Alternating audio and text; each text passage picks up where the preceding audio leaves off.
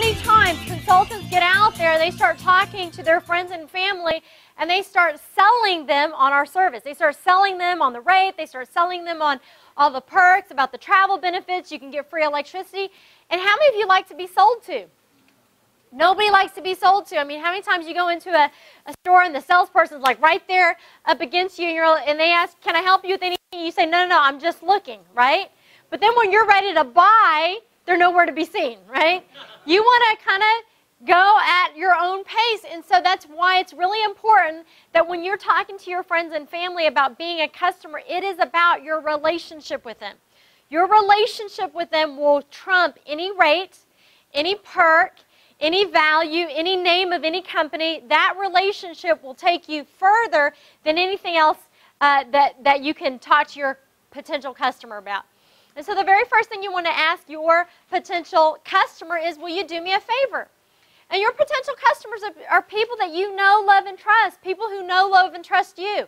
People who want to see you successful in whatever it is that you're participating in. And so it's very important for you to ask them, will you do me a favor? And it's not about the rate. It's not about anything. And it's very important that in this segment, you know why you're building the business. It's very important that if they say, well, what is it? Say, can I count on you to do me a favor? You got to get the yes. You got to get them to say, yes, I'll do you a favor. It won't cost you anything. It won't inconvenience you. And it might even save you some money. Can I count on you? Well, what is it? You got to get the yes. Whatever you need to do to get the yes before you ask them what it is, okay? In this segment, you might have to tell them why you're doing this business. Well, Brittany, she's a freshman in high school, and she's going to be going to college in a few years, and Richard and I really don't have a college fund for her. And we're building a business to have her have a college fund. Can I count on you to be my customer? Can I count on you to help me with her college fund? Well, if it's my sister, her godmother, is she going to say yes? Absolutely, all day long, right? She didn't even know what it is. She's going to buy whatever it is I'm selling if I was selling something, because I'm looking at her to help me with that why. It's more important, your why, than anything else that you're doing. Okay, does that make sense? All right, then once you've got that, then you want to ask them to do you a favor, be your customer, and then just get them signed up. Most people, I guarantee you, won't even ask you about the rate. Most people. Most people don't even know what their rate is. Okay?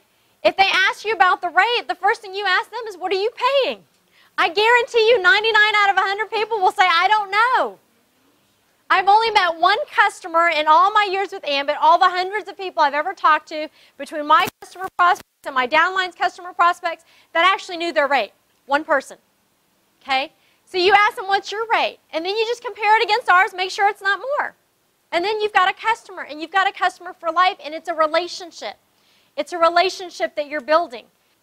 When you're signing up a new customer, never, ever, ever send them to your website. Okay? Never, ever, ever do that. You want to get their information from them, and you want to sign them up yourselves. You want to walk them through it. If they insist on doing it themselves, be with them on the phone and walk them through it. If you can do it right then and there. Every once in a while, you'll have a customer who you talk to, you schedule a time, and they go ahead and sign right up without you ever talking to them again. That is perfectly fine. The reason why I tell you to sign them up for them is because most people never get around to it. Am I right? They may have every intention of signing up. They may have it on their calendar, but life just gets busy. Is it more important to you or more important to them that they get signed up as a customer? It's obviously more important to you, so you want to help them through that process. And if you send them to your website, you're no different than anybody else. There's no added benefit. You've missed out on that personalization that you're getting when you're signing them up. Maybe you don't have a computer in front of you. Get a paper application. When you're brand new in the business and you don't know all the things that you need, you should always, always, always have a paper application on hand. Always. Maybe you don't use it to fill it out. Maybe that's your paper application that you have on hand. That's your cheat sheet.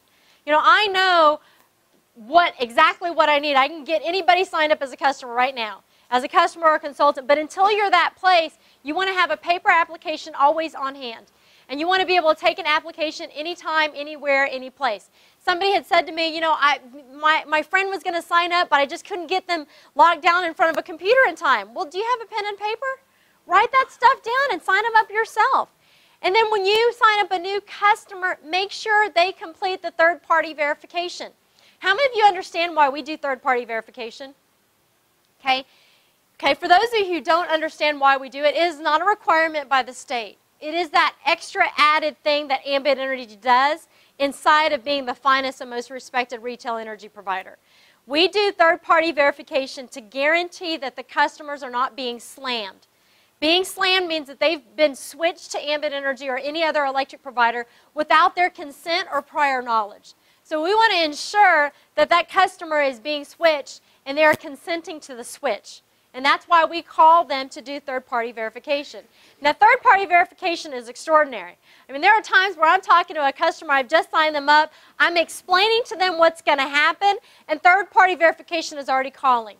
You want to prep your customers in advance about what's going to happen when third-party verification calls in. Our third-party verification company will call you to verify your order. They're going to verify your name, your address, your billing address. They're going to ask you the last 4 digits of your social. They're also going to ask you that if you know that Ambit Energy is going to be your provider of service and that you know you're on the 1-year term contract. Okay? If you have, let them know. If you have any questions, please do not ask third-party verification. They will not know the answer to that question.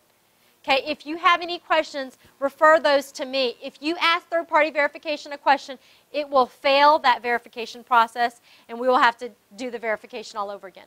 So let them know in advance what they can expect. And if at all possible, go ahead and call third-party verification with your customer. Make sure that's done. It's complete. You don't have to worry about it.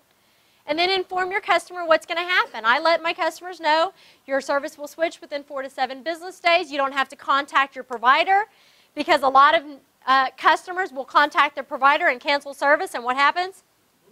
No electricity. It's not a good thing. And whose fault will it be? I guarantee it's yours, okay?